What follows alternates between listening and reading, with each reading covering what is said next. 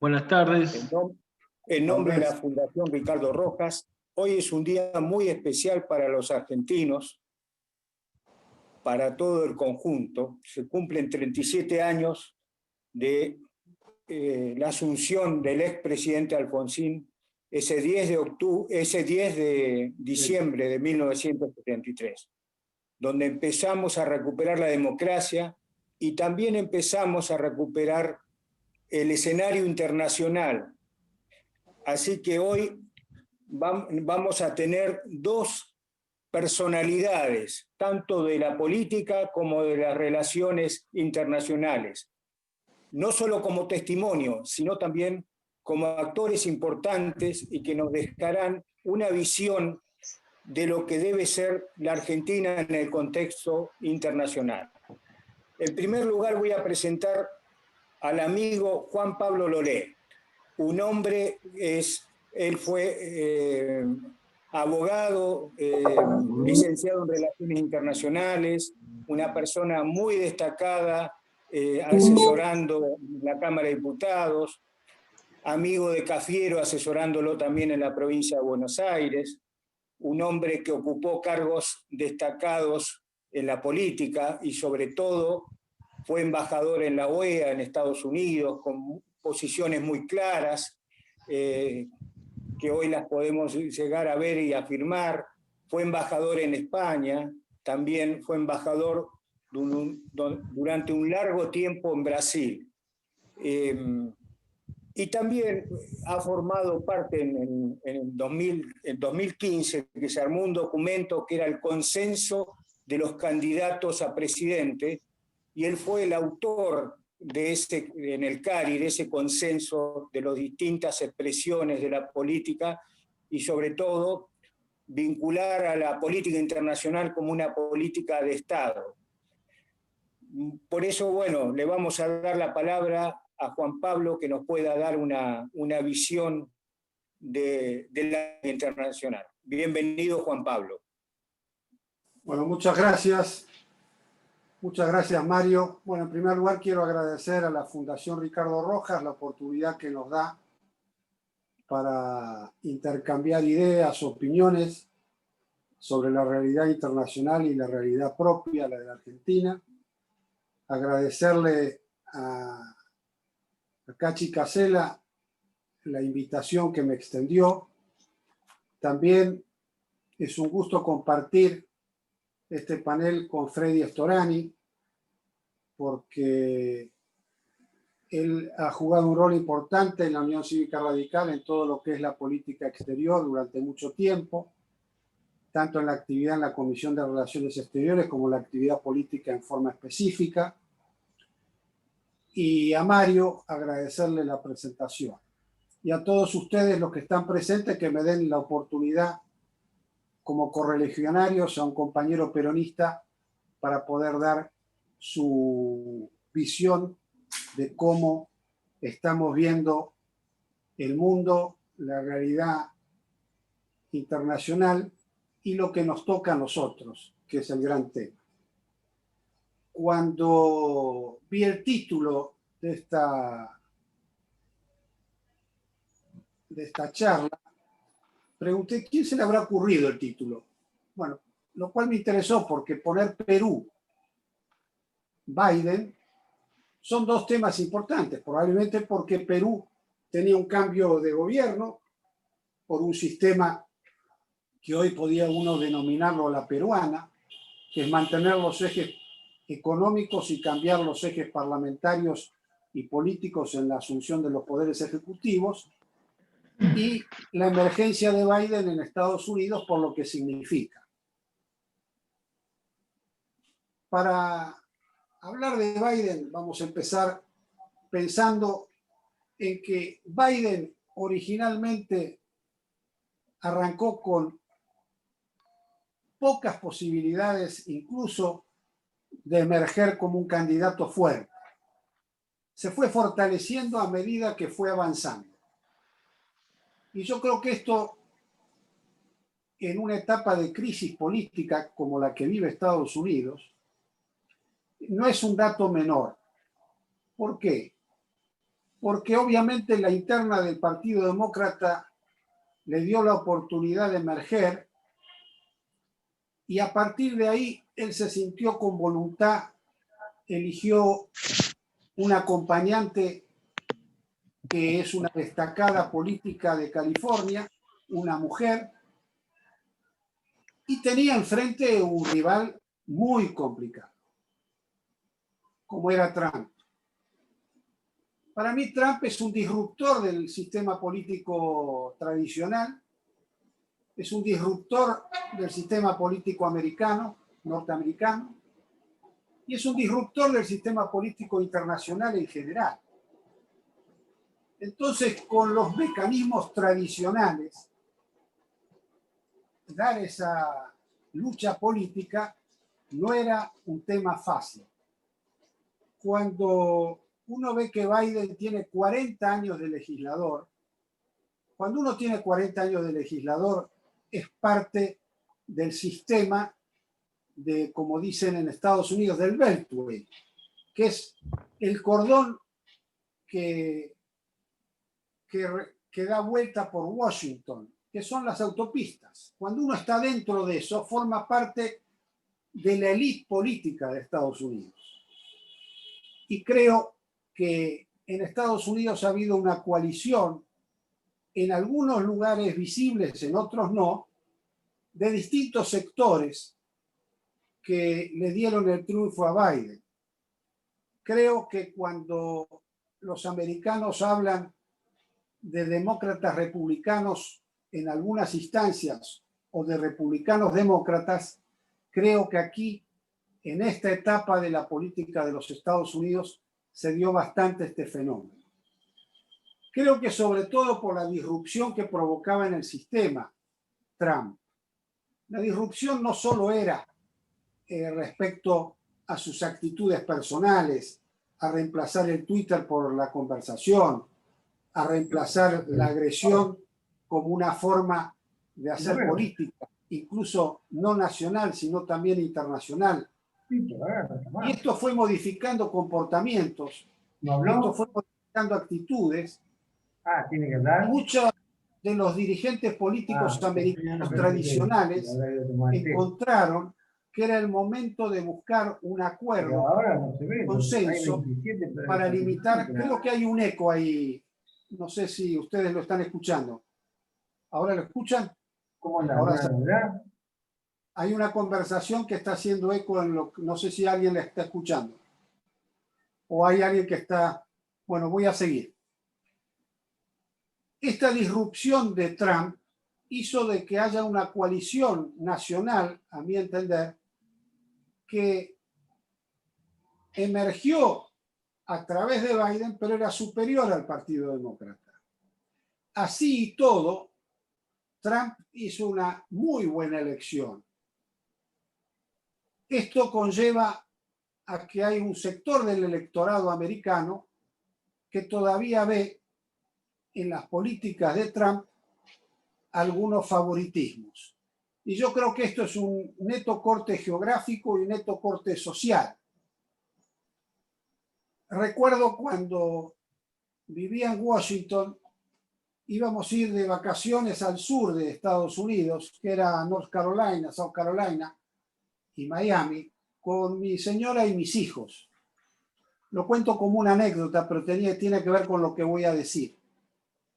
Y bueno, era un viaje que llevaba 2 días, había que hacer 2 paradas en hoteles y les propuse que hiciéramos un viaje toda la familia. Y bueno, teníamos niños chicos en esa época y mi señora dijo, no, mira, mejor yo me voy en avión y hacer tu experiencia solo. ¿Cuál era mi experiencia? Era tomar esa ruta de norte a sur en época de verano, donde uno se encuentra en las paradas, que en general son las hamburgueserías, los hoteles, las estaciones de servicio, con lo que se llama el Middle America, el sector más medio de Estados Unidos. Y había cosas que realmente uno las descubre en la ruta y no las descubre sentado en Washington Square, en la Plaza de Washington. Se descubre ahí. ¿Por qué? Porque la gente estaciona el auto, empieza a conversar uno con el otro, arman una especie de picnic conjunto, llegan tipos que son los redneck en moto, que viajan en moto de un lado a otro a Estados Unidos, y uno se pregunta, esta gente, ¿dónde está encuadrada? Es como un movimiento social, para decirlo así, que se da en los veranos, esos desplazamientos que se desplazan por todo Estados Unidos.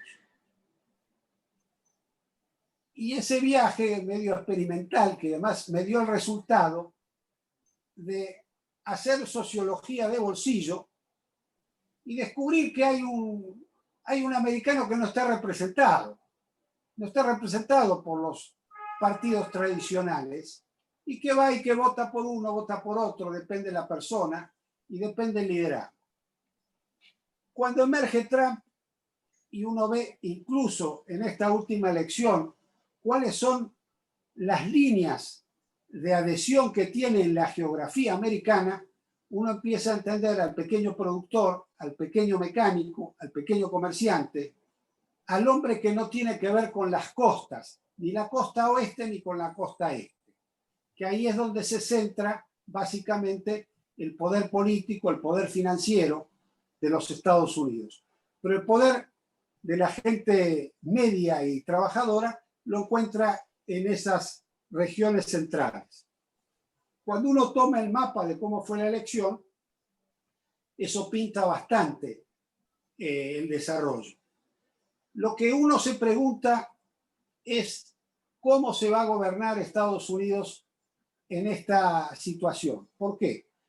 Porque lo cierto es que la pandemia Trump la manejó tan mal que la hereda Biden. Biden ha hecho un grupo preventivo para esto y creo que lo está ya ejerciendo, pero se da una contradicción fenomenal, creo que para el sistema político americano, que es la primera vez que un presidente que pierde una elección no reconoce que ha perdido. Y hay algunos síntomas que realmente son, hasta diría yo, graves. Porque en Estados Unidos lo que ha prevalecido, y yo creo que esta victoria de Biden prevaleció la cuestión institucional, que fue mucho más fuerte que la disrupción electoral de Trump, de desconocer la victoria y anticipar el fraude varios meses antes de la elección. Esto provocó acuerdos inesperados de sectores políticos, sociales, económicos, que obviamente dejaron a Trump en soledad. Cuando uno ve, y esto tiene que ver cómo es la política hoy, la actitud que tuvieron los grandes medios de comunicación, las grandes cadenas, que finalmente fueron las que dijeron y hicieron lo que tenían que hacer. ¿Por qué? Y bueno, porque realmente si no había una comunicación de cómo venía el proceso electoral una vez cumplido, iba a generar un caos político mucho mayor del que hubo. Y esto fue discusiones muy fuertes de Trump con los dueños de los medios de comunicación, donde él pretendía que hicieran su voluntad, en el cual tenía que haber la suspensión y dejar que la elección entrara en una especie de limbo donde nadie podía definir qué pasaba. Y eso obviamente lo favorecía y perjudicaba a Biden. El voto postal es un voto que está regulado en Estados Unidos. Y después está el tema jurisdiccional, que cada estado tiene su sistema jurisdiccional y se podía apelar en cualquier estado la condición fraudulenta o no. Y los recursos planteados, en su mayoría, carecían de pruebas fehacientes y en muchos casos las mismas cortes estaduales se los negaban. Y llegamos a esta situación paradojal de tener un presidente que no reconoce al ganador y que dice que le ganaron fraudulentamente. Yo creo que es el inicio de su futura acción política. Mi impresión, conociendo Estados Unidos, que en Estados Unidos esto se puede hacer desde el poder. Desde el no poder es muy difícil, porque los que tienen poder lo van a ejercer. Esta es mi apreciación, lo cual no quita que hay un sector de representación que lo tiene, pero hay que ver si ese sector permanece. Y por otro lado, Biden ha logrado, por lo menos, ciertos consensos entre los políticos de distintas partes de Estados Unidos, que habrá que ver cómo esos consensos le permiten gobernar. El Partido Republicano mantiene su mayoría, ellos mantienen también su mayoría en representantes, y hay tres cosas para mí para señalar. ¿Cuál va a ser la política internacional de Biden? ¿Cuál va a ser la política respecto de la salud? ¿Y cuál va a ser la política social? Respecto a la política internacional, creo que va a haber algunas variantes importantes, como va a ser, él va a retomar el multilateralismo, va a volver al atlantismo.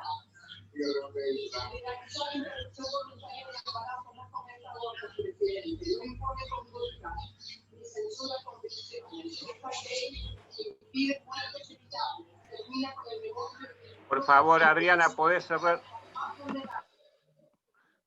Ahí está, perdón.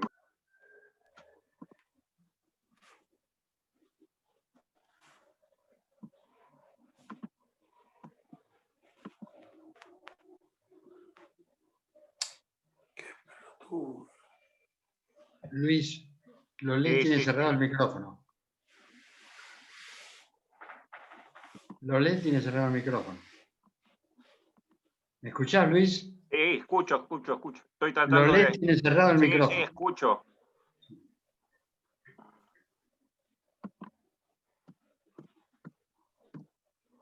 Bueno, ¿ahora me escuchan?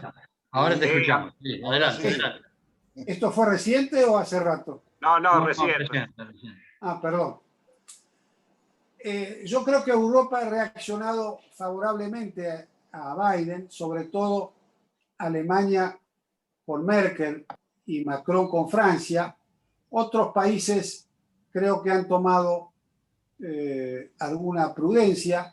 Creo que Johnson de Gran Bretaña es natural que se entienda con Biden y con Estados Unidos. No veo que tome una posición rígida, al contrario, yo creo que la debilidad de Gran Bretaña va a ser que tenga que tener una posición más flexible, Alejandra, respecto de la posición de Biden. Creo que el nudo del tema de Biden va a ser Irán. Creo que en Irán él va a querer retomar la política de Obama, y esto es un cambio de 180 grados de la política de Trump. Habrá que ver cómo se va desarrollando este tema en los próximos meses. Creo que el Medio Oriente va a mantener las mismas políticas, y creo que con Rusia va a ser una política de distensión, y va a tratar de volver, cosa que no es fácil hoy, pero los rusos también lo están necesitando, que esa distensión permee sobre Europa, permee sobre Estados Unidos, una distensión acordada, y poner ciertos límites a China. Y en el sudeste asiático va a continuar las políticas tradicionales de Estados Unidos de tratar de interferir en los 14 países que rodean a la hegemonía china en la región, y poner ahí algunos alfiles que consideren que puedan proteger más los intereses americanos de lo que hoy están.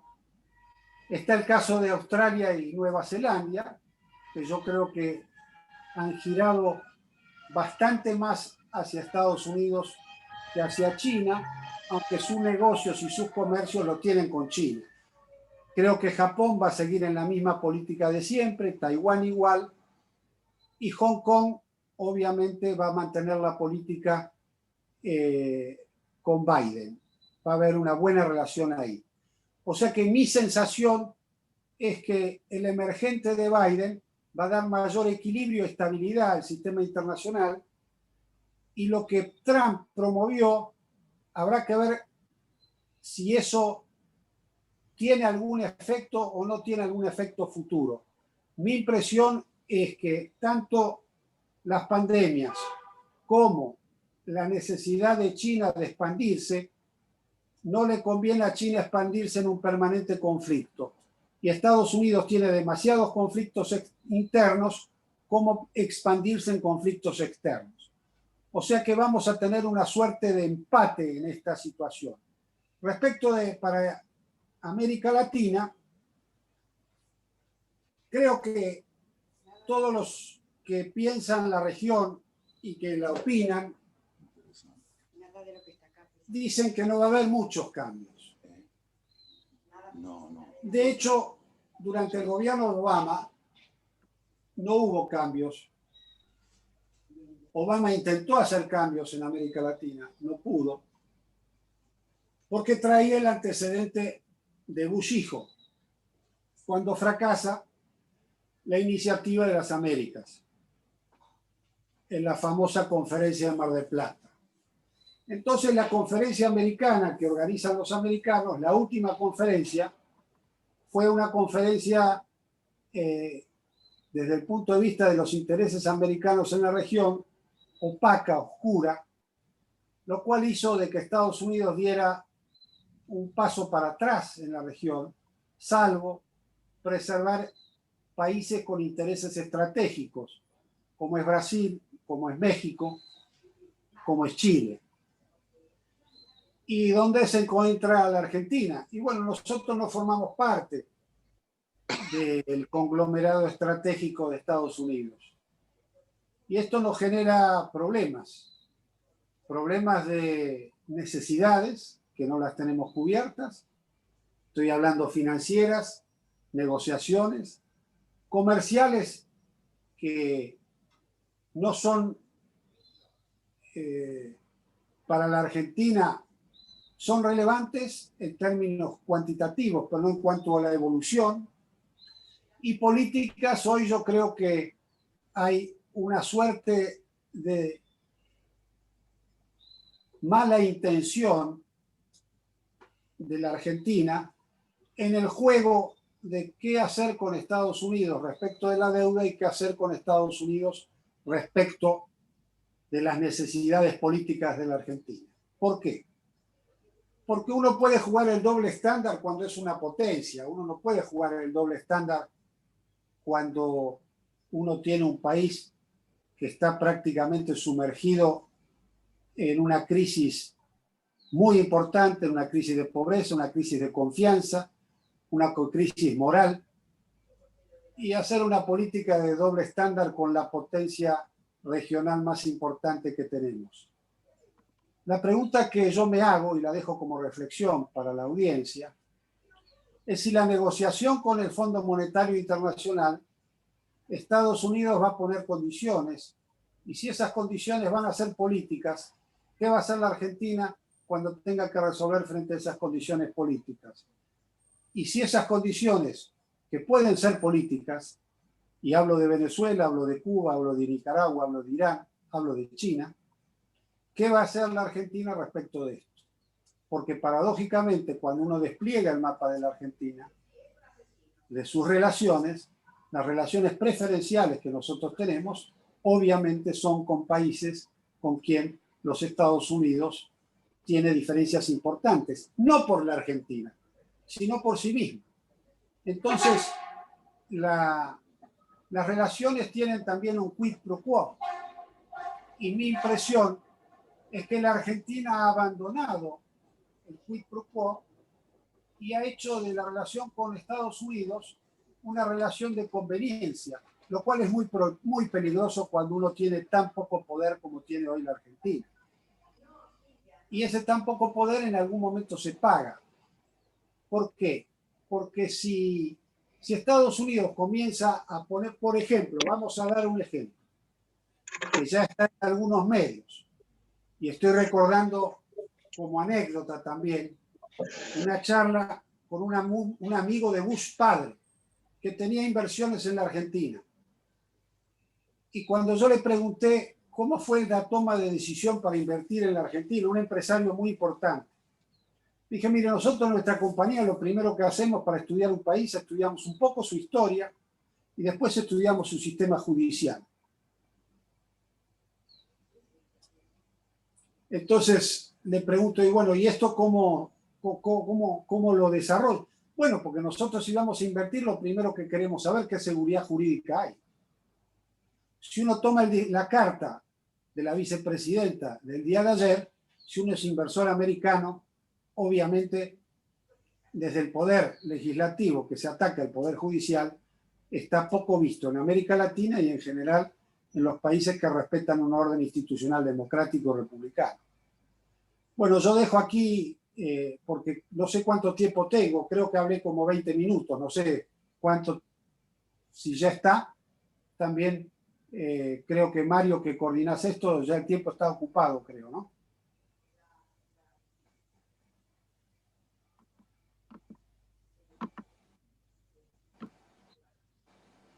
Desmuteate, Mario.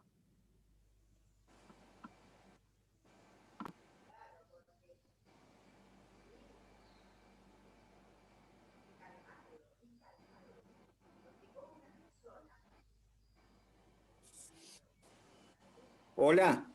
Sí, te decía Mario que creo que el tiempo está cumplido. Vos me habías dicho 15, 20 minutos, creo que ya los Sí, cumpliste correcto. pasados. ¿Me escuchan? Sí, Hola. sí, yo te escucho. Te escuchamos. Sí. Después, si no, hacemos algunas preguntas al embajador Lolé. Les quería presentar al otro panelista, que es Freddy Storani, un destacado dirigente político de la Unión Cívica Radical, fundador de la Franja Morada, el primer presidente de la Federación Universitaria de la Argentina, también abogado y profesor académico, analista. Hola, ¿me escuchan? Te escuchamos, Mario. Analista también político. Freddy Storani en 1983, conjuntamente con el doctor Alfonsín y otros dirigentes políticos, fueron los que llevaron adelante todo el proceso democrático. Él fue legislador nacional, presidente de la Comisión de Relaciones Exteriores, donde tuvo una gran labor parlamentaria en los temas internacionales. Había que restablecer la Argentina, que empezó no solo el proceso democrático interno, sino también el proceso democrático en la región. Ahí Freddy tuvo un rol fundamental, sobre todo en el tema con Chile, el Tratado de Paz y Amistad, que él fue uno de los voceros más importantes de la Argentina. No solo eso, también iniciamos el camino a la relación con Brasil y también con Uruguay.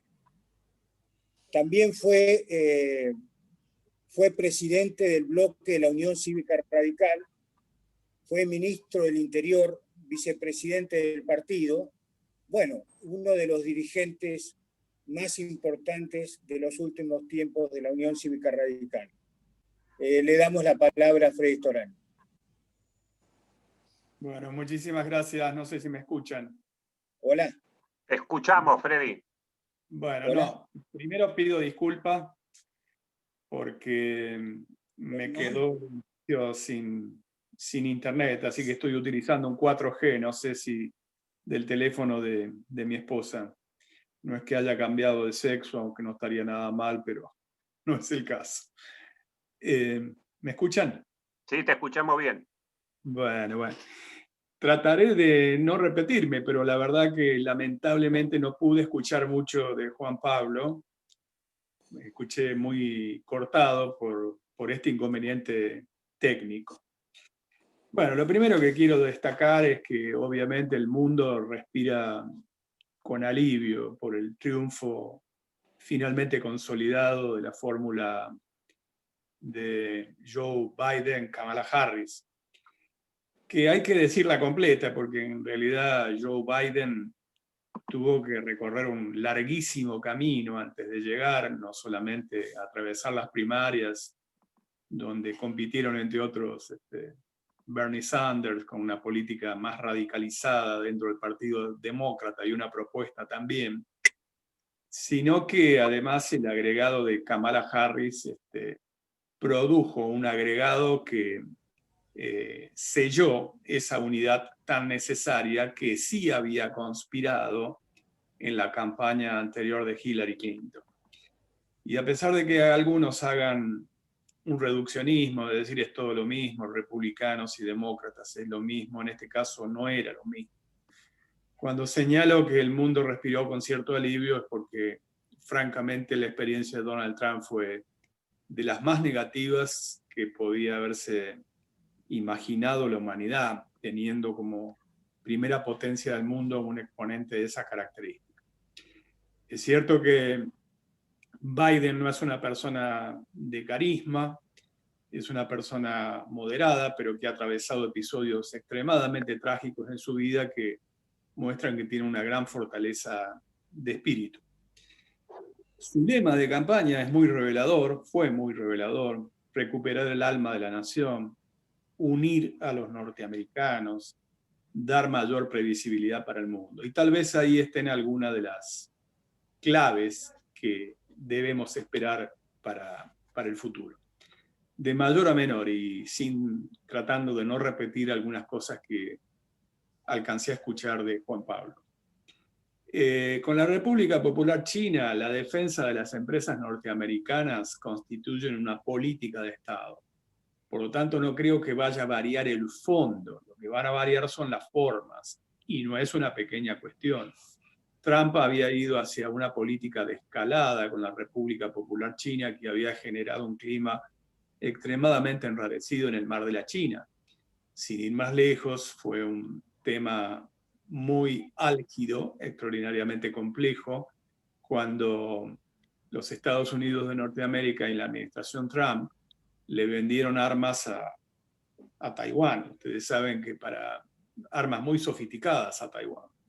Eso generó un clima de enrarecimiento en el Mar de la China. Ustedes saben que para la República Popular China, que ha sido extremadamente solidaria con nosotros en la reivindicación por la cuestión de la integridad territorial nuestra con el tema de Malvinas, la cuestión de Taiwán es un tema central.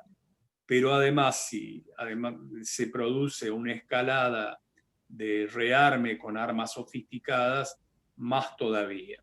Por lo tanto, lo que puede esperarse en esta disputa por la supremacía que está haciendo los Estados Unidos y la República Popular China es que haya mayor moderación, aunque algunas cuestiones de fondo, insisto, como la defensa de los intereses de las empresas estadounidenses, van a permanecer. Yo tengo un matiz, digamos, vinculado a cómo va a ser la relación con la Federación Rusa de Putin. Y esto es porque me remito a la relación histórica que han tenido el Partido Demócrata con los rusos en particular y con la autoridad de Putin.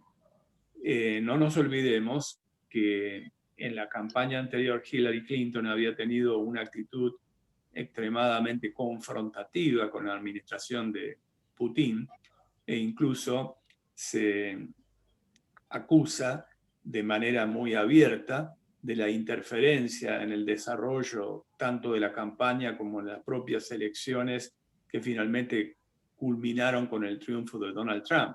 Es un episodio que todavía no está esclarecido y que prácticamente es un secreto a voces que los rusos en su momento preferían de algún modo el triunfo de Trump porque consideraban que la política del Partido Demócrata era más agresiva con respecto a la relación que históricamente habían tenido con la Federación Rusa y con la administración de Putin en particular. Por otro lado, yendo a una cuestión que nos toca más de cerca, que es la cuestión latinoamericana, lo que debo decir es que tampoco deben esperarse enormes y grandes cambios. Tal vez el punto central de la cuestión latinoamericana es la cuestión que está vinculada a la inmigración. Tal vez lo que veamos no es una política tan espectacularmente brutal como ha sido, por ejemplo, la construcción de un muro, algo que obviamente nos llena de vergüenza al mundo y a la historia contemporánea, y a la separación de familias completas, sino esencialmente una política también más atenuada, pero de ninguna manera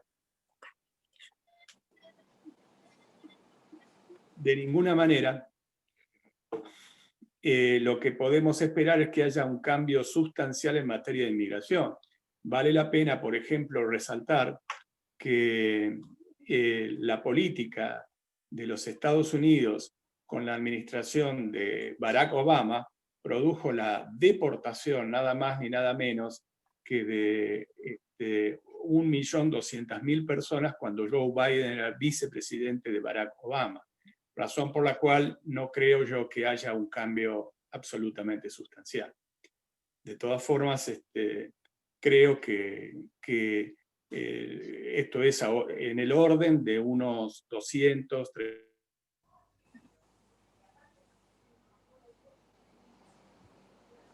Se paró. Se cortó, Luisito. Sí, pero no puedo hacer nada yo. Ajá. Ahí.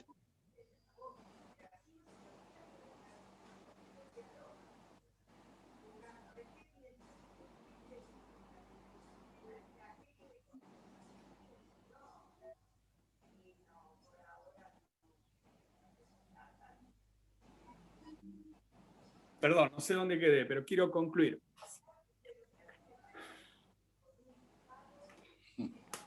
Te escuchamos, Freddy.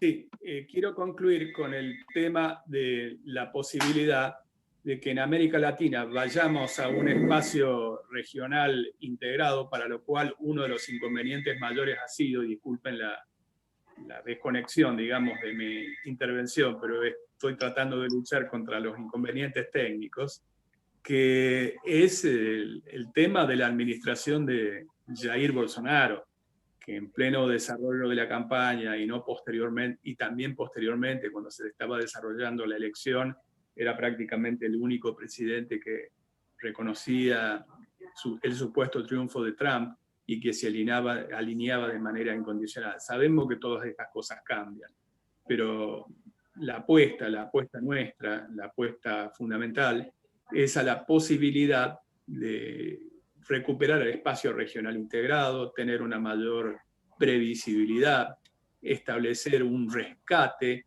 no de política de aislamiento, por ejemplo, con una nación como Venezuela, tratar de reproducir un caso como lo que en su momento fue el grupo de apoyo Contadora, en su momento con el episodio de Nicaragua, aún con las diferencias que pueden existir.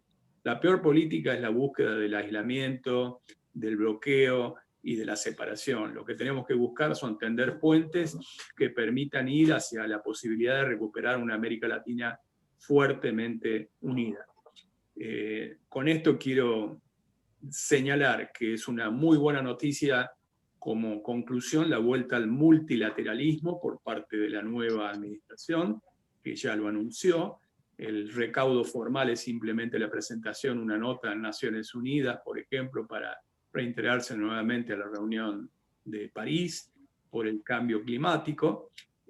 Mucho más complejo y difícil va a ser desescalar la situación que se ha producido en Irán, con el asesinato de un altísimo jefe militar iraní, cuando en su momento se había avanzado en consonancia con la administración Obama y con la Unión Europea en la posibilidad de producir una situación por lo menos mucho más admisible en lo que hace a la posibilidad del manejo nuclear por parte de la República Islámica de Irán. Eso lo veo extremadamente más complejo en los últimos tiempos, y sobre todo cuando acaba de ocurrir con la acusación directa que hace el régimen islámico de Irán a Israel de la muerte de uno de los cerebros nucleares de la República Islámica de Irán. Por lo tanto, eso va a ser más difícil, pero sí lo que va a ser muy visible, y se lo veía en la euforia de la celebración que hacía Al Gore, por ejemplo, que ha sido uno de los más grandes militantes en favor de la recuperación del medio ambiente, de la lucha contra el calentamiento global, del retorno a cierto multilateralismo que Trump había abandonado. Yo creo que para la Argentina, para concluir, existe alguna posibilidad mayor. El mundo post pandemia va a demandar alimentos. Hemos visto con buenos ojos por caso que la tonelada de soja se sitúa en los $425 la tonelada. Ojalá eso produzca un efecto derrame que sea beneficioso. Hay algunos atisbos de recuperación económica, como el caso de la construcción, como el caso del patentamiento de autos 0 kilómetros, aunque todavía estamos en una situación de extrema vulnerabilidad. Para concluir, simplemente creo que nosotros deberíamos procurar que la política exterior sea una política de Estado. El radicalismo debería hacer esto con estos ítems que acabo de señalar. Y por otro lado, pedirle al presidente de la Nación, reclamarle al presidente de la Nación que cumpla con la palabra empeñada cuando inauguró el periodo ordinario de sesiones y señaló que debía constituirse por ley un Consejo Político, Económico y Social para que los sectores de la producción, del trabajo, de las universidades nacionales, de los distintos credos religiosos, vayan alumbrando denominadores comunes que se conviertan en políticas de Estado. Esto es todo lo que puedo decir de manera muy desordenada y pidiendo disculpas por los inconvenientes técnicos que me están atacando en este momento.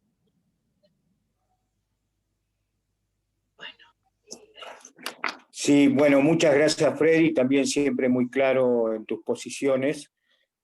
Tenemos alguna pregunta que quisiera hacerle. La primera pregunta me gustaría hacérsela al embajador Lolé. ¿Qué opciones tiene Argentina en los escenarios emergentes y qué riesgos tienen, ¿no? Para Juan Pablo. Perdón, ¿me podés repetir la pregunta, Mario? ¿Qué opciones tiene Argentina en los escenarios emergentes y qué riesgos tiene? Bueno, yo creo que hay un tema central y creo que tiene que ver con lo que dijo Freddy recién. Cuando uno habla de la Argentina, yo no veo la posibilidad de hacer política internacional hoy en la situación que está el país si no hay un acuerdo político previo. ¿Qué quiero decir con esto? Yo creo que es la política donde nosotros podemos mostrar hacia afuera que hay un acuerdo político previo. Y esos son 4 o 5 puntos. Y eso no es invitar a un dirigente radical o del PRO a dar una conferencia o a que te acompañe en un viaje o la inauguración. No, no.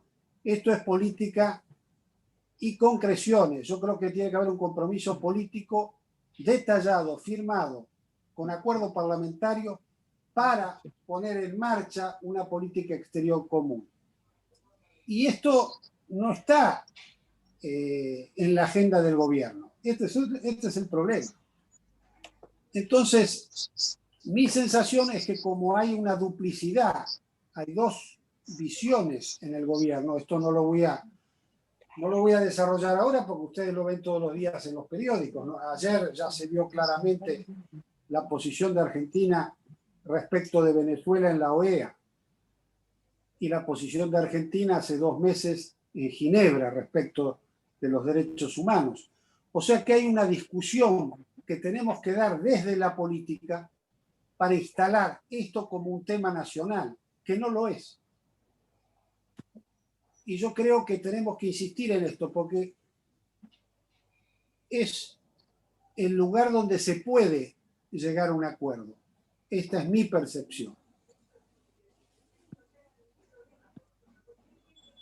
Muchas gracias, Juan Pablo Lolé. Tengo una pregunta para Freddy Storani.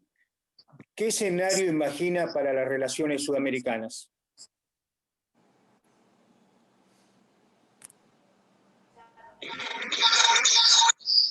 Bueno, como señalé antes, lo que es lo dominante hasta ahora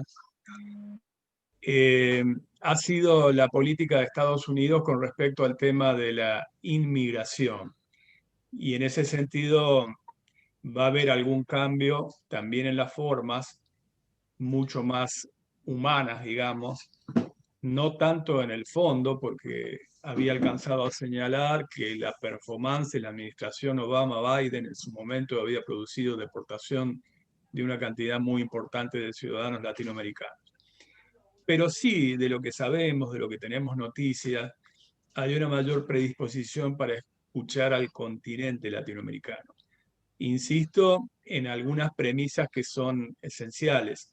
Primero tenemos que unificar cierta personería y obviamente lo que en su momento fue Mercosur, UNASUR y en particular el papel tan gravitante que juega Brasil y en consonancia cuando tiran para un mismo lado con Argentina es vital. Hoy no es fácil remover esos obstáculos o inconvenientes, habida cuenta de las diferencias políticas enormes que existen con Brasil, una de las cuales se manifestó con toda elocuencia en un hecho que nos toca de cerca, pero también vamos a decirlo con sinceridad, también atravesó a nuestro propio partido.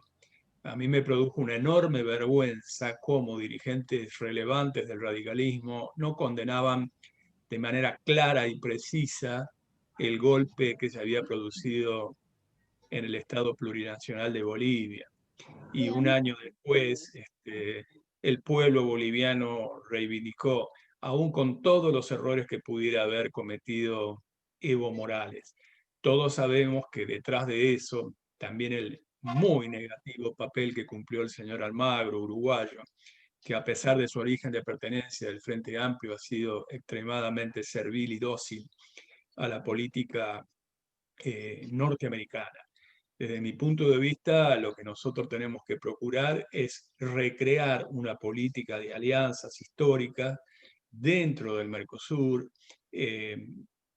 establecer y estrechar los lazos que se habían prácticamente destruido con Bolivia, con todos los países del Mercosur, procurar tener la mejor convivencia posible con Brasil y pasar del plano económico al intento de la unificación de una cierta agenda política, que entre otras cosas incluya la cuestión del Atlántico Sur.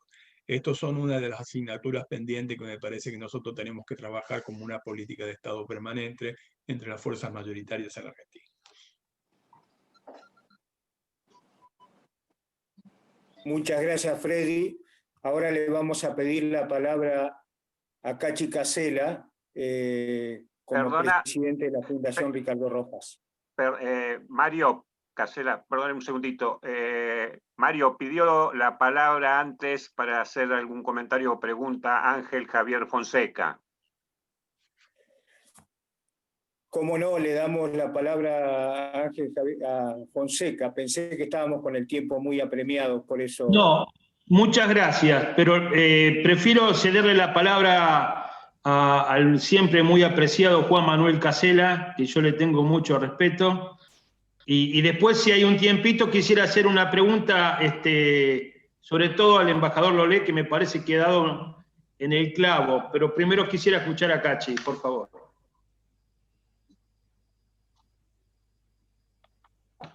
¿Me escuchan?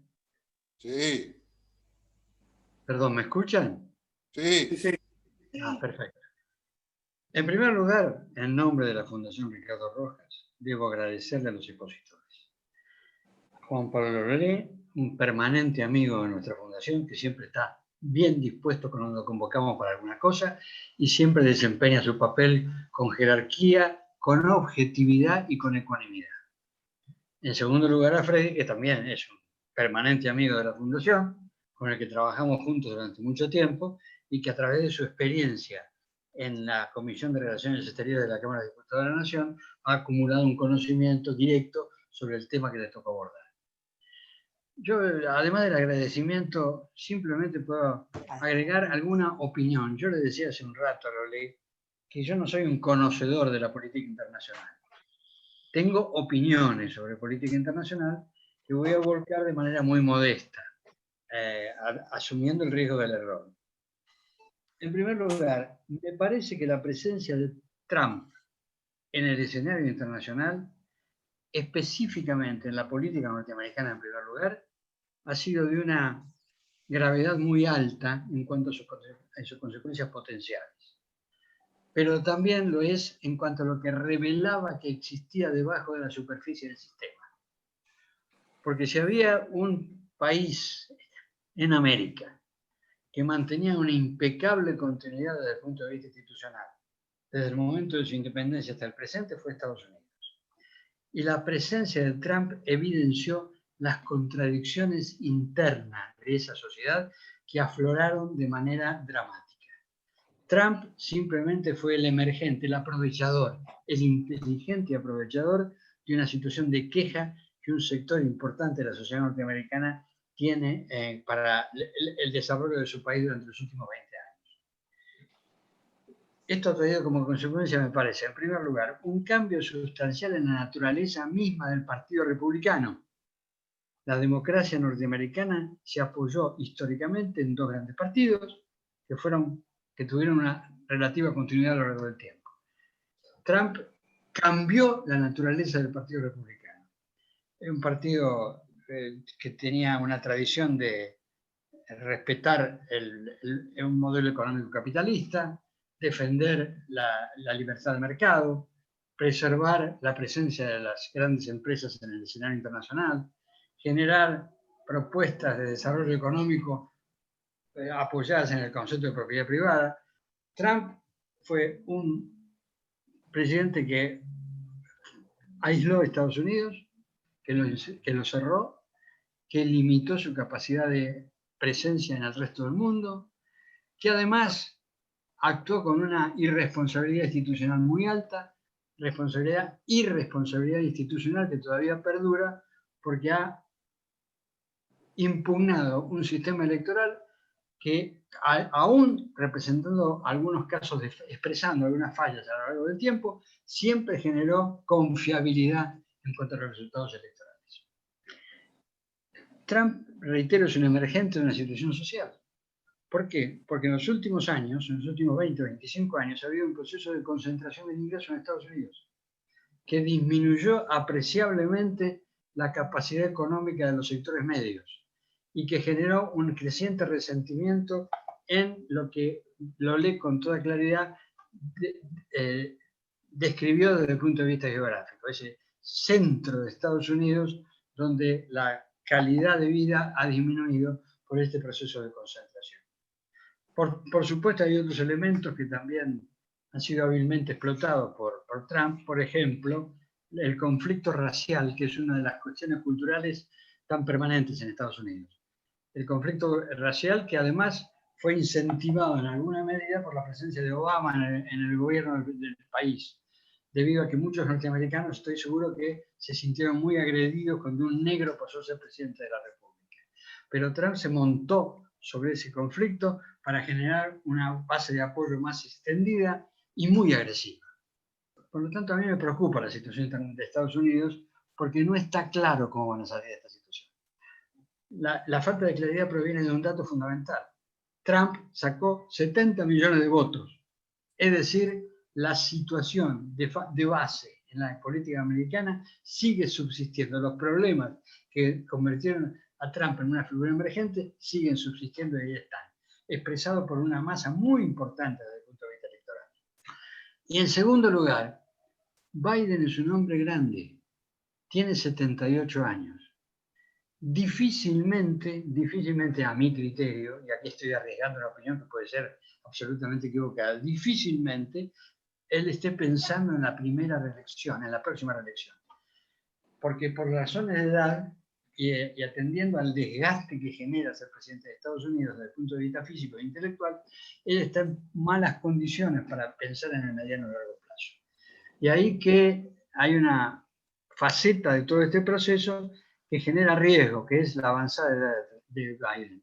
Por supuesto, no creo de ninguna manera que esté senil, no creo de ninguna manera que su cabeza no funcione, que la vejez lo haya trabajado demasiado.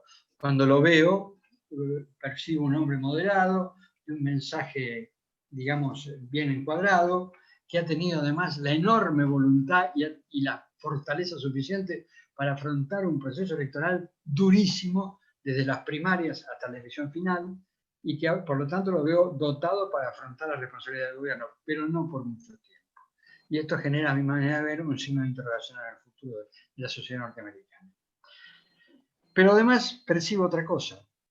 Percibo que lo que sucede en Estados Unidos es un capítulo más, muy importante, pero un capítulo más, de la pérdida de representatividad de los partidos políticos como estructura de vinculación entre la base social y el poder. Me parece que la representatividad de los partidos políticos en el mundo está en declinación. Me parece que hay mucha gente que percibe un fenómeno que en la Argentina es muy notorio, a mi criterio muy notorio, que es la oligarquización de la dirigencia política.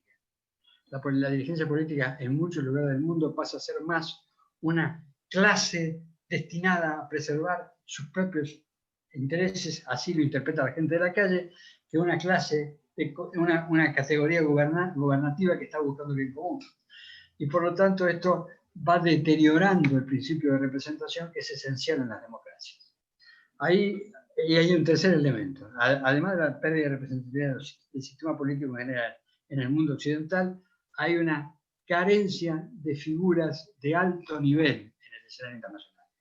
No existen liderazgos sólidos. El último fue Obama, que fue realmente un episodio que nos pareció muy importante por el salto cualitativo que implicaba la presencia de Obama por su condición de negro, pero fundamentalmente por su condición de hombre inteligente, extraordinariamente bien formado desde el punto de vista intelectual. Me parece que hoy una visión abuelo del pájaro de la situación internacional nos permite identificar a Angela Merkel como un eje político central, que tiene limitaciones en el poder, porque se ha comprometido a dejarlo en marzo, creo. Y en segundo lugar, la presencia de Macron como dirigente político joven en el ámbito occidental. Pero en general, una caída de la representatividad de los partidos políticos y una caída de la calidad de la dirigencia. Esto nos lleva a ser precavidos y prudentes con relación al desarrollo de la política internacional. En América Latina, bueno, me parece que Freddy lo dijo con mucha claridad. América Latina aparece como un continente desconectado, que tiene que recuperar vinculación horizontal, que tiene que volver a asumir una personalidad propia, que tiene que buscar en la complementación de los distintos países la fuerza necesaria para negociar con los grandes poderes internacionales, para tener un cierto peso en el panorama internacional. Y creo que en ese sentido tampoco podemos ser muy optimistas.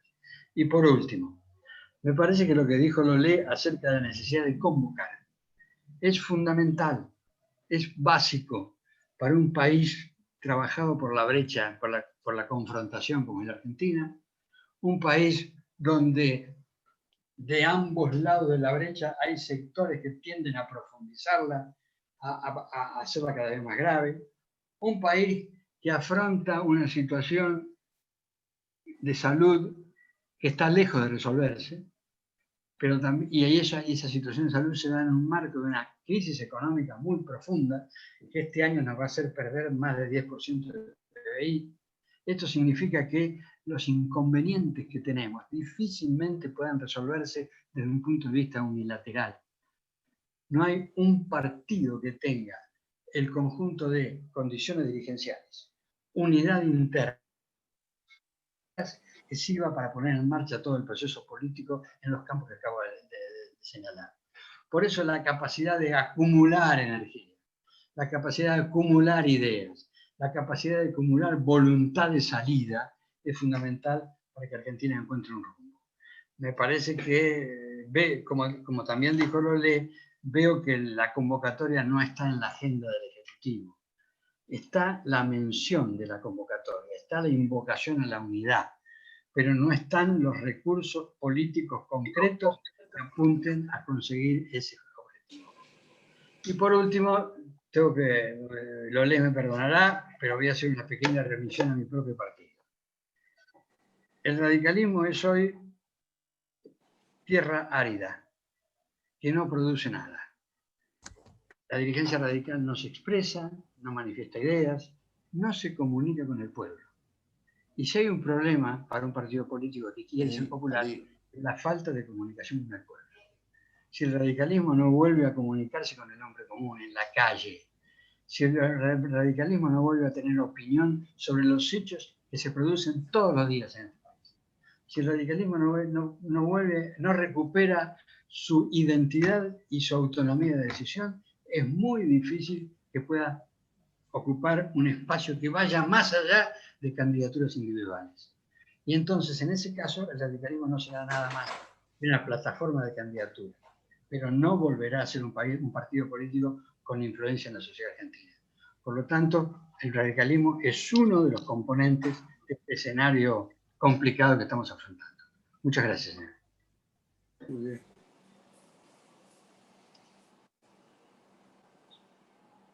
Muchas gracias, Juan Manuel, siempre muy claro con tus reflexiones que nos dejan muchas cosas para seguir avanzando. Le vamos a dar la palabra, una pregunta corta al amigo de Tierra del Fuego, Dan Fonseca. Está mutado, desmutate. Ahí está. ¿Ahora me escuchan? Sí. Sí. Voy a hacerlo lo más breve posible. Voy a tratar de simplificar estas 3 preguntas pequeñas que quiero hacer. La primera, me congratulo de que el embajador Lolé, proveniente del justicialismo, haya advertido en esta reunión, donde el tema convocante es las democracias bajo tensión, si se puede explayar un poquito más en la perspectiva acerca de la carta que dio nada más y nada menos que la presidenta del Senado, no solamente atacando a uno de los poderes que conforman el gobierno federal de la República, y esto es la Corte Suprema, sino poniendo en duda los pilares de nuestra Constitución que se forjaron por nuestros padres fundadores en 1853, luego de 30 años de derramamiento de sangre. Es decir, eso por un lado. Respecto del multilateralismo, yo creo que en política a veces las cosas no son blancas ni negras, sino que hay grises también. Me congratulo y comparto también lo dicho por Freddy, por Casella, sobre esta bocanada de aire fresco que es el triunfo de Biden en los Estados Unidos. Ahora, ¿es realmente la vuelta del multilateralismo por parte del Partido Demócrata? Y hago una pequeña acotación. Hay un video en YouTube que se ve mucho de un periodista de la BBC que le hace una pregunta bastante agresiva al presidente ruso Putin sobre que Rusia es un país que siembra tensiones con sus vuelos estratégicos por el mar de Barents, amenazando aviones de la OTAN. Y en este sentido, debo decir, y si probablemente esté equivocado y el embajador Lolé me puede corregir, si no entiendo mal, Trump, no sé si por cuestiones de intereses personales o por una cuestión política, procuró tener una mejor relación con la Federación Rusa, que está constantemente atacada por Europa. Y al mismo tiempo criticaba a Trump a los países de la Alianza Atlántica por el excesivo gasto que tenía Estados Unidos en el coste de esa alianza. Eso por un lado. Entonces, ¿se puede ser multilateral cuando se tiene un gasto militar exponencial frente a un enemigo que ya no lo es, en teoría, porque el comunismo ya se terminó? Segunda pregunta. Y la tercera es para Cachi Casella. Cachi, yo te voy a decir algo, yo difiero contigo, porque me parece que la dirigencia política está detrás de lo que la gente está reclamando. Vos fijate, acá el embajador Lolé, que es proveniente del justicialismo, manifiesta su preocupación por algo que es terrible, que fue la carta de ayer de Cristina Fernández, y yo veo a ustedes que son mis mentores, porque yo tenía 18 años en el 83, Y no veo... Javier, te pedimos que vayas redondeando, porque te pedimos que redondees, por favor. No veo esa preocupación entre mi dirigencia de mi partido, que sí manifiesta el embajador Lolé frente a algo que ni siquiera los carapintadas se atrevieron a hacer en sus amotinamientos. El jaque a la democracia de la presidenta del Senado es gravísimo. Nada más. Bueno, a su primera pregunta, es obvio que no solo existió esta carta, sino que existió también una anterior. Nosotros nos tenemos que acostumbrar o no a una disfuncionalidad del sistema.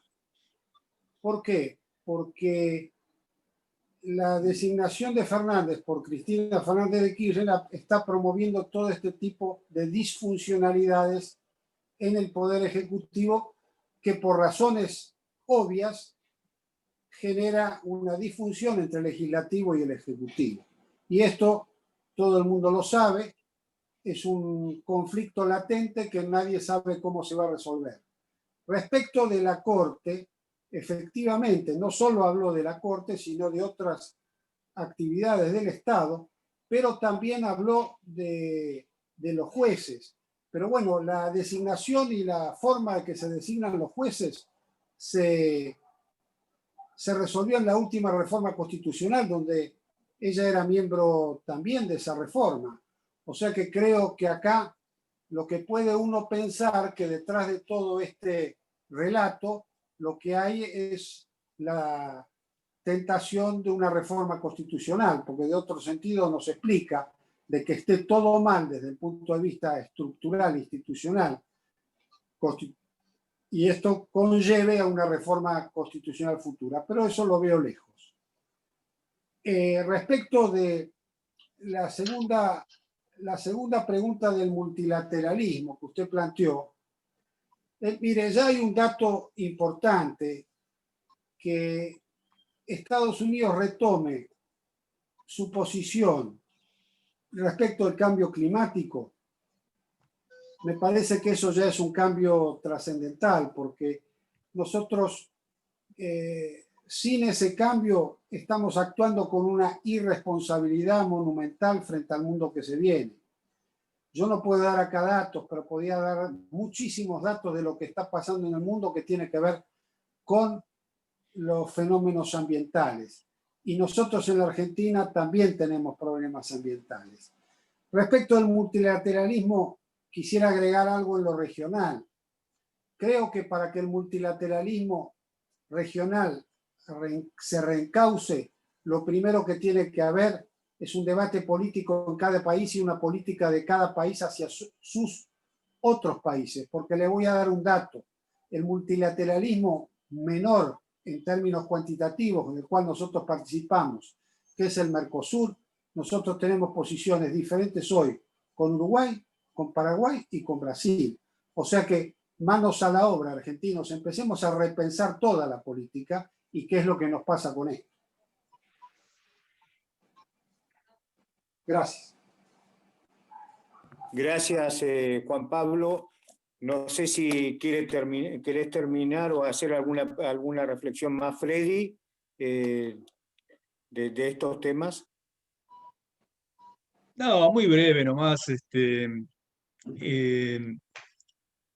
Creo que tal vez el ejemplo del Reino Unido no es el mejor. No nos olvidemos que el Reino Unido fue el que abogó por el denominado Brexit e intentó establecer una alianza de privilegio entre Estados Unidos y el Reino Unido.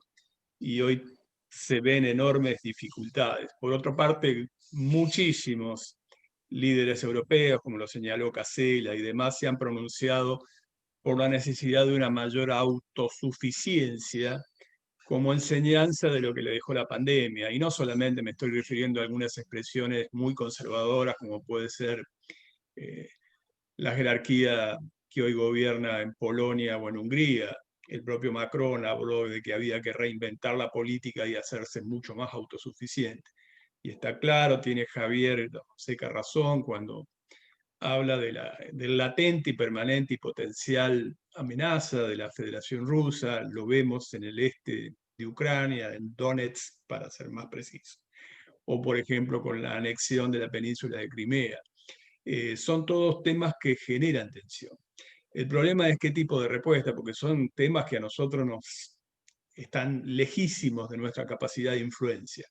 Para mí lo que nosotros tenemos que dar es una vuelta de tuerca a recuperar el bilateralismo y el multilateralismo en América Latina. Por eso planteé la necesidad de la unificación de personería, como en su momento fue el proyecto de Alfonsín, para rescatar algunos países o intentar rescatar algunos países de conflictos que en este momento lo afligen de manera sustancial. Y ya que hablamos de la tensión de la democracia, la verdad que no se ha probado cuál sistema es el acabadamente mejor. En su momento, hasta no hace muchos meses, se ponía como el ejemplo a imitar Chile y tuvo que venir apenas un tema del boleto del metro, del subterráneo, para que pusiera a la superficie la vulnerabilidad y la endeblez de la supuesta democracia perfecta chilena y de su desarrollo económico. Por ejemplo, con todo el tema de la educación pública, la salud pública, el sistema de pensiones, etcétera, etcétera.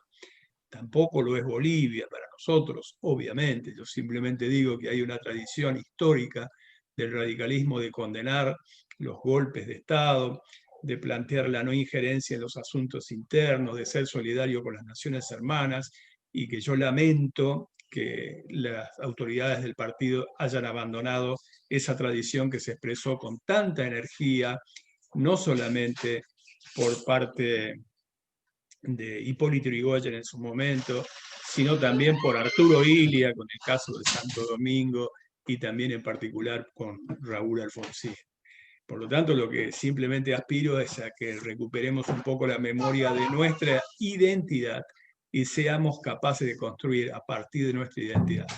Cuando nosotros constituimos en la Argentina una alianza, fue para equilibrar y controlar el poder y para garantizar la alternancia, dos reglas de oro, y yo no me arrepiento de haberlo hecho, pero nunca fuimos un gobierno de coalición. Y yo creo que eso se debe a dos razones. Una, al sectarismo del partido que hegemonizó, que fue el PRO, pero también a la claudicación de cierta dirigencia radical. Y eso nos compete a nosotros remover esa claudicación. Porque esa claudicación, cuando fue presidente Corral, el intendente de la ciudad de Santa Fe, no era porque el PRO se lo imponía, era porque simplemente le gustaba hacer lo que hacía y nosotros no teníamos opinión sobre las políticas públicas esenciales. Y no es cuestión de espasmos cada tanto de quejarnos por la porija de tarifas, por ejemplo. Yo creo que tenemos que tener, como lo dijo muy bien Casella, y concuerdo 100% con él, una agenda permanente. Si nosotros pretendemos volver a representar un gran sector del pueblo argentino, tenemos que dirigir un mensaje a los sectores a los cuales pretendemos representar y ser coherentes en nuestra acción con esa tarea. Y por supuesto, ir buscando los denominadores comunes que se conviertan en política de Estado.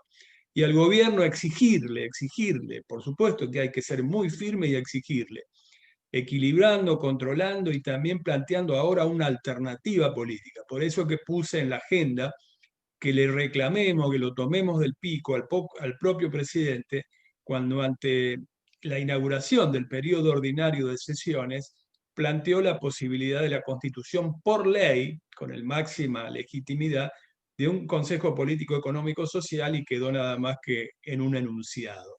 Esos son parte de los reclamos, no solamente la crítica sin propuesta, sino con una agenda alternativa que nos haga nuevamente creíble hacia los sectores hacia donde dirigimos nuestro mensaje. Eso es lo que creo que debemos hacer como radicales. No es un tema anacrónico, no es un tema pasado de moda, no es un tema nostálgico, es simplemente por lo que yo creo que vale la pena luchar todavía. Muchas gracias.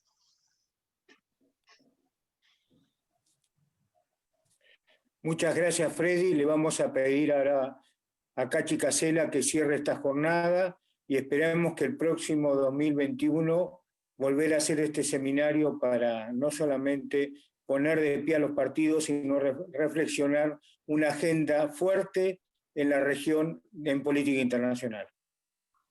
Yo agradezco la oportunidad. Primero quisiera remitirme a la última frase de Da Fonseca. Por supuesto, comparto el elogio con relación a la actitud de Juan Pablo Lolé.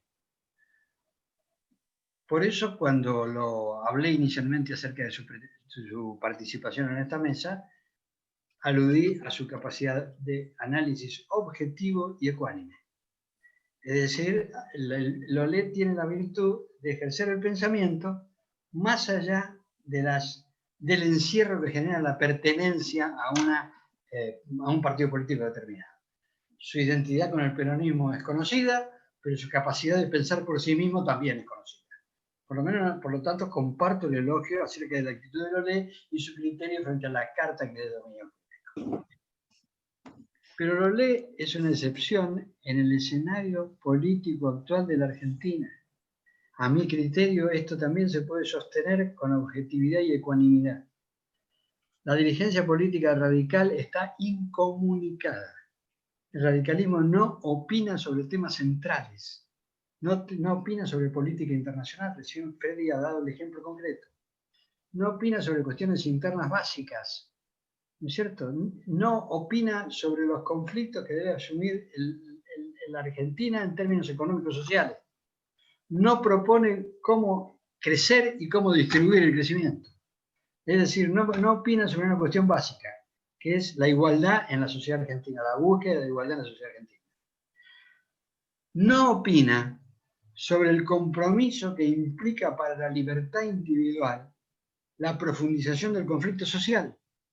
Yo siempre aludo a una frase de Gabriel del Mazo, que alguna vez habló y escribió sobre un tema específico que es las bases sociales de la libertad. Lo que sostenía Gabriel del Mazo es que para que la libertad esté asegurada en una sociedad determinada, tiene que tener bases sociales. Las bases sociales son un relativo nivel de igualdad en la capacidad económica, una calidad de vida que esté distribuida genéricamente.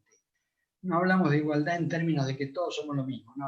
Hablamos de igualdad en cuanto a aquello que el Estado nos da, aquello que el Estado nos quita.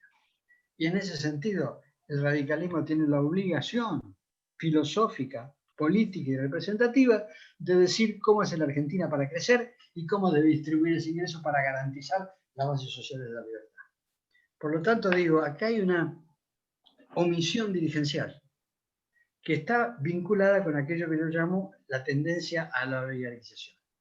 Por ejemplo, por supuesto, cuando utilizo estas expresiones, no quiero decir que todos sean lo mismo. Simplemente digo que veo una tendencia predominante y veo un sector de dirigencia política que está muy preocupada por su propio destino y está poco preocupada por el destino colectivo. Ahí hay un bache que se transfiere, se convierte en pérdida de representatividad. Eso es todo lo que quiero decir. Y para cerrar la reunión, a nosotros nos pone muy contentos cuando logramos que a través de un instrumento como es este del SUT actualmente, encontremos espacio para trabajar sobre ideas. Uno de los problemas que tiene la política argentina es su cortoplacismo. La política argentina está diseñada para afrontar el problema de hoy, de mañana y de pasado, pero no está diseñada para poner un punto en el horizonte al cual nos dirijamos colectivamente. A eso apunta la propuesta de Lolé para la discusión de políticas de Estado. Las políticas de Estado siempre son puntos en el horizonte que nos permiten adecuar el rumbo. En ese sentido, cuando nosotros armamos desde la Fundación Ricardo Rojas, algunas veces solos, algunas veces en compañía con la Fundación Sergio Caracachó, algunas veces en compañía con otra gente, cuando armamos unos esquemas de discusión como este, estamos abriendo el espacio para que la gente diga sus ideas, y las ideas enriquecen. Coincidamos con ella o no coincidamos. Si coincidimos, nos enriquecemos con la coincidencia. Si no coincidimos, nos enriquecemos con pensar los argumentos por los cuales no coincidimos. Siempre nos enriquecemos con las ideas. Y por eso, esto, como dice Mario, lo vamos a repetir. Lo vamos a repetir, vamos a volver a molestarlo a Lolé, vamos a volver a molestarlo a Freddy, vamos a buscar otros interlocutores para que siempre tengamos espacio para discutir ideas. Y de esa manera afinemos nuestras propuestas, definamos con claridad a dónde queremos ir y encontremos las coincidencias básicas que nos permitan tomar los remos y remar conjuntamente hacia ese horizonte. Por eso, muchas gracias a todos, a los que expusieron y a los que escucharon. Gracias. Gracias. Muchas gracias. Un saludo desde Tierra del Fuego. Gracias, Casela. Gracias, Torani. Saludos, Freddy. Abrazo. Un abrazo, Javier. Y disculpas por Saludo Freddy, saludo Cachi, al embajador Lolé y Luisito. Un abrazo, Juan Pablo. Muchas gracias a todos. Gracias a todos por la invitación. Muchas gracias. Gracias. Gracias, embajador. Gracias, Freddy. Gracias a ustedes. Gracias. Dios, gracias. Gracias, Mario. Gracias, Freddy. Abrazo, Mario. Gracias, Freddy. Gracias, chao, adiós. Gracias, Bien, Juan Pablo, Mario, en la coordinación. Marcela y Freddy.